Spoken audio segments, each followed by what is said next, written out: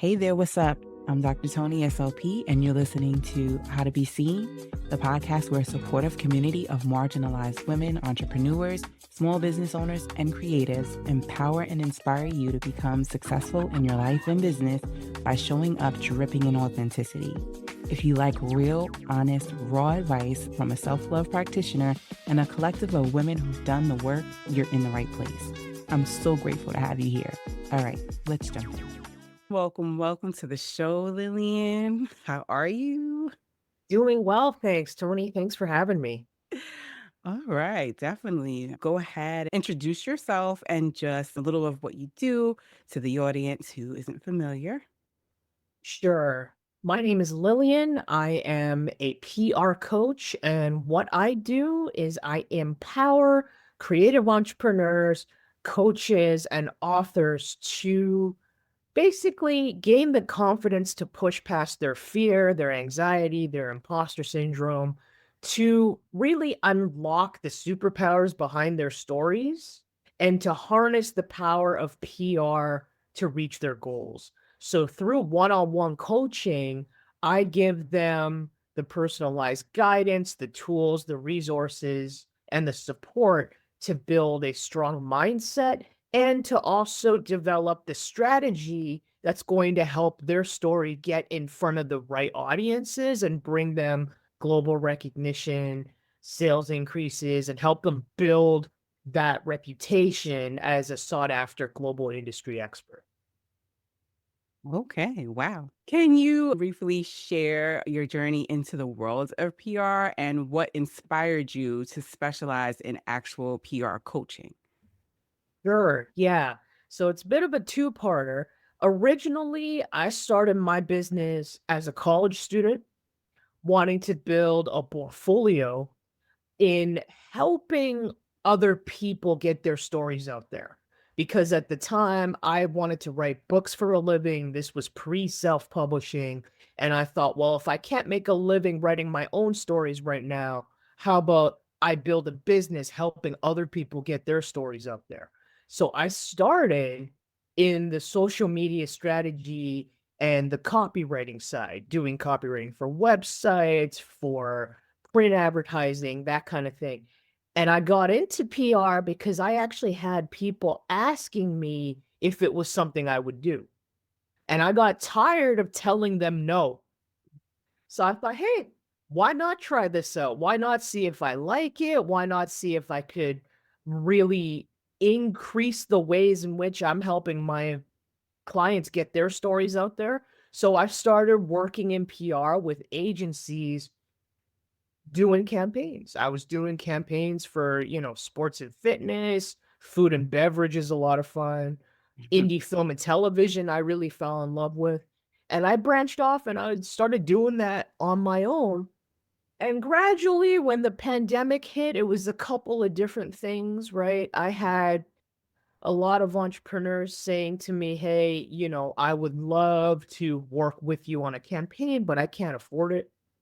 Mhm. And then I also started noticing, like, in all the years that I had been doing PR, it's like, wait a minute, there's a gap here. Like, folks would come to me or come to the agencies I was working with, and they'd be like, I'm here because somebody else told me I needed PR. But they didn't understand, like, what it is, whether or not they're ready for it, how it all works. And we were spending all of our time explaining to them how it works instead of talking about this is how we can work together. So I thought, hey, there is this gap in education and knowledge where PR is concerned. And I started working with a business coach, and she said, you have all of this experience that you've gone through. Coaching is a way for you to share that. Mhm. And I also decided to do it because A, so many people were saying, hey, I can't afford a campaign when in the early days of the pandemic. And then on top of that, it was like when you do a campaign for people, a lot of times that gap in education and knowledge is still there. So I said, I want to close that gap. Let me see how I can do that by getting into coaching and actually empowering entrepreneurs to A, get that education, and B, make better informed decisions about their marketing and PR. Like, where do I want my time and energy to go? Where do I want to spend my money? And how do I even find the right people to work with? Hey there, ladies. Life can be a lot. The deadlines, the demands, the constant hustle. Sometimes it feels like you're running on empty. But what if I told you there's a space just for you? A space to sip, mingle, and recharge. Introducing the Happy Hour Social Series by Be Seen Social. Every Thursday evening, you'll join an amazing group of women for a 6-week virtual experience unlike anything you've ever tried before. This isn't just another workshop. This is a safe space expertly curated for women like you. So head on over to BeSeenNetwork.com to sign up today because your happiness and your health matter. Okay, now back to the show. So I want to jump back into what you first mentioned of how you started and wanted to pretty much write books and be an author, and actually touch base with the fact that you're still an author and you did write a book, of course. And what is the title of your book? The Powerful Publicity Prescription. Now, you emphasize a prescription in your title. Yeah. How is your approach to PR like crafting a personalized treatment plan? Well, PR is really interesting in the sense that no matter what kind of business you have, right? Everybody needs similar things. So what I mean by that is before you start a PR campaign, you have to know where you want to go with it. So you have to know what your goals are. You have to know your stories. Everybody needs to do that brainstorming. And once you do, then it's like, okay, how am I going to share this with people? Meaning, everybody has to build a media kit because everybody has to know what you look like. They need to know your bio. They need to know what the impact of your project is, right? Everybody needs to share their story in a pitch. And you need a list of people to get in front of. Mhm. But the reason why I called it a prescription in my book is because, yes, that's the framework, but every single entrepreneur has different needs Mhm. for a campaign, has a different story for a campaign and a different audience they want to get in front of. So inside this book, I not only go into what a media kit is and how to build one, how to write a PR pitch and what the difference is between pitching a podcast versus pitching a magazine. I even talk about, hey, when you're doing interviews, this is how you build a rapport with the person interviewing you. This is how you build a connection. This is how you allow audiences to get to know, like, and trust you based on your own specific story. Well, it sounds like you definitely would agree that publicity of any kind of PR in itself is essential to any entrepreneur, solopreneur, or author in today's media landscape. So, how do you actually help your clients overcome the fears of hesitation about pitching themselves to media outlets and things like that?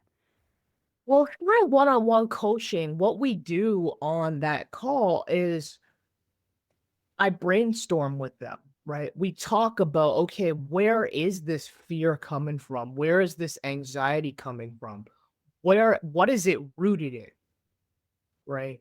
Like, what is it something like you've always been told that you should keep quiet, or that maybe you're no good at public speaking, or that maybe you shouldn't even be an entrepreneur. So many of us, especially those of us that are, women and people of color, Mhm. internalize so much of that because so much of that comes from societal conditioning, comes from family conditioning. Like myself, I had no support at home, Mm. generational trauma, right? Yeah. Cultural barriers, living with a chronic illness on top of all of that. I had to make the decision to go, I don't want to play small because it's not helping me get where I want to go and it's not helping me live the life I want to live. So when I talk to my clients about like, okay, if you wrote a book, let's say, Mhm. you didn't write it for nobody to buy it, That's true. first of all, right? And second of all, when it comes to getting out there and sharing your story, the thing is that everybody now has limited time, energy, money, and attention span Mhm. when it comes to supporting people, when it comes to buying things, and they want to know if you have a book, you have a service, you have a new product, whatever it is, what makes you different from the guy down the street that's doing exactly the same thing? Right. So trying to hide behind this project or this product that you're releasing isn't going to get you anywhere because they can't tell the difference, right? And if it comes down to something like price and the other guy's cheaper, they're probably going to go with him. You get to control how much you want to share about your journey as an entrepreneur or as a coach. Like maybe you became a coach that works with parents who are raising kids with special needs because you yourself grew up as a neurodivergent child and you know what that's like. And, so these are the kinds of stories that clients and customers want to hear more about because it's not just about what you offer or what you're selling. That's surface level. Right. They really want to learn more about what makes what you're doing unique and can you understand what I've gone through Mhm. in order to truly help me, right? It's really about building that human connection. That actually taps into what I was about to ask you next. In an increasingly crowded media environment, there's people everywhere. Yeah. Like you said, you have somebody down the street doing the same thing, and you have clients saying, hey, I'm kind of scared to do this, or I don't want to not have my story resonate or my what I'm doing. So what can they do to actually stand out from the rest? It really comes down to what I call your PR superpowers. Your superpowers are your own professional and personal lived experiences. Mm. That is what influences your journey as an entrepreneur, influences the decisions you make about business, and influences how you work with your own clients and also the choices you make about the products and services that you put out there. That is what's really uniquely yours. Mm. Okay. Yeah. And I think a lot of entrepreneurs struggle so much with being heard because everybody's doing the same thing. Everybody's out there posting on social media. They're probably doing a lot of the advertising too. Right. They might be doing email. The difference with something like PR is that all of that other stuff, that content comes from you. Hmm. And the beauty of something like PR is when you build that relationship with that podcast, that article writer, that reporter, you're not the one creating the content. You're having a conversation with them and they're creating content around that conversation on your behalf. So then what you can do is you can share that conversation on platforms all over the place.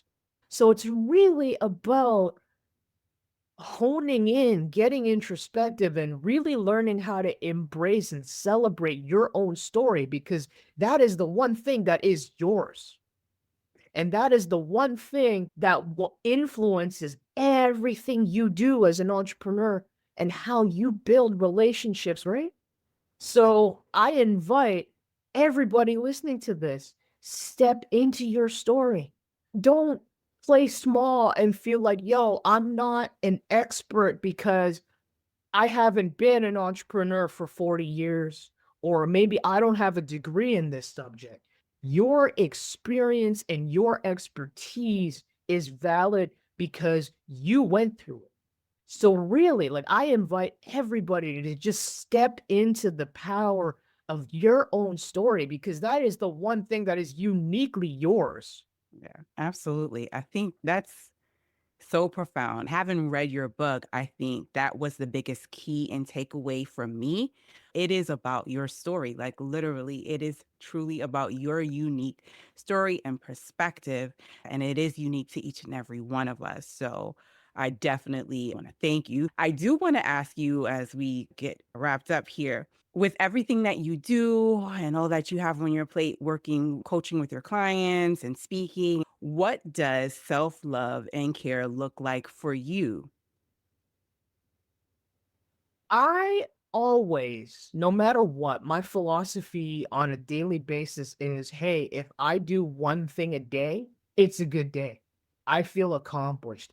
I don't have the need to plow through a to-do list of 20 or 30 different things. So on a daily basis, I make time for myself.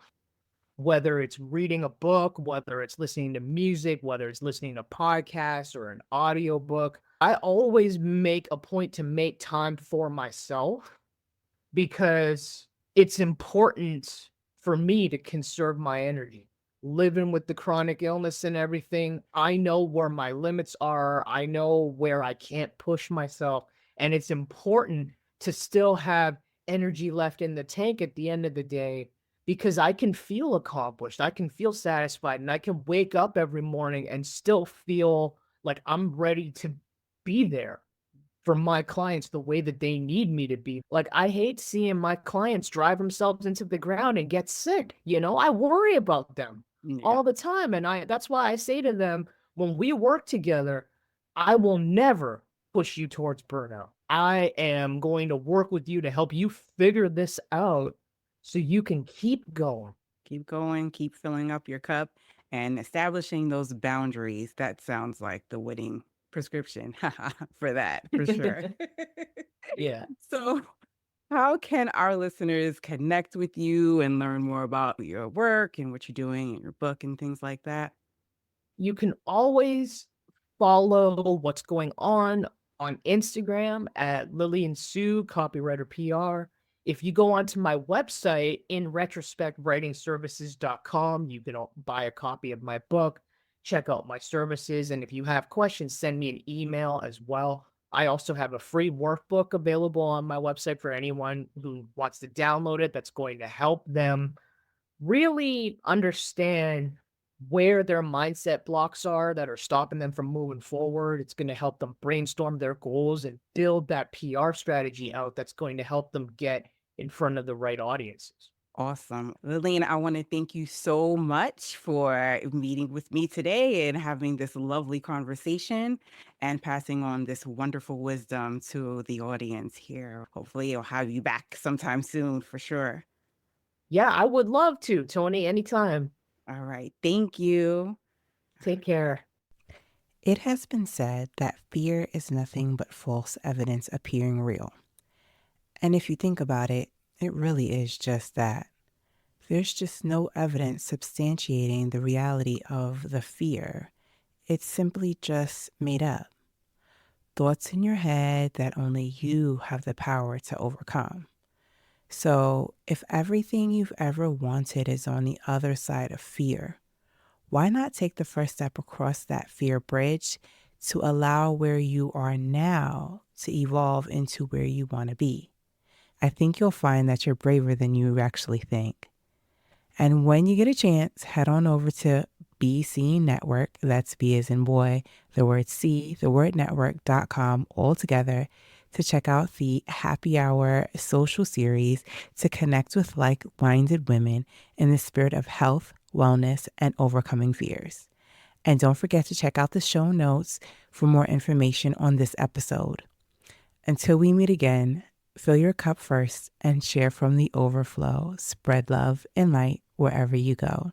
Bye. Hey there. If you've enjoyed the show, head on over to bcnetwork.com to join the community. Please make sure to follow and rate the show. Feel free to go ahead and take a screenshot to show you were listening and tag me on Instagram at bcnetwork. Let's meet and connect so I can show you some love over there. Thank you so much for being here. Light and love always. Be well.